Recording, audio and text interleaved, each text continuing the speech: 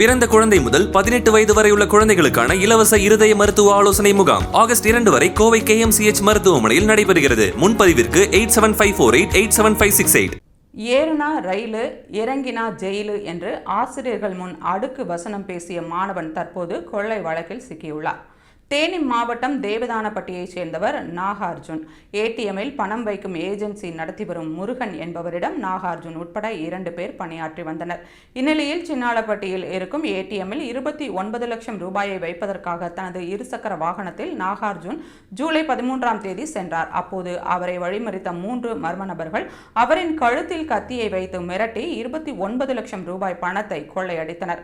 இதுகுறித்து செம்பட்டி காவல் நிலையத்தில் ஏடிஎம்மில் பணம் வைக்கும் ஏஜென்சி நடத்தும் முருகன் புகார் அளித்தார். அதன் அடிப்படையில் சிசிடிவி காட்சிகளை ஆய்வு செய்த போலீசாருக்கு நாகார்ஜுன் தனது நண்பர்களுடன் சேர்ந்து கொள்ளையடித்து நாடகமாடியது தெரியவந்தது. கைது செய்யப்பட்ட 6 பேரில் 17 வயது சிறுவன் தவம் என்ற பிரித்திவ் என்பவர் ஆசிரியரை மிரட்டிய பழைய வீடியோ தற்போது வைரலாகி வருகிறது. ஏறுனா ரயிலு இறங்கினாலும் ஜெயிலு போட்டால் பெயிலு என ஆசிரியர்கள் முன் அடுக்கு வசனம் பேசி அந்த மாணவனை ஆசிரியர்கள் எச்சரித்திருந்தனர்.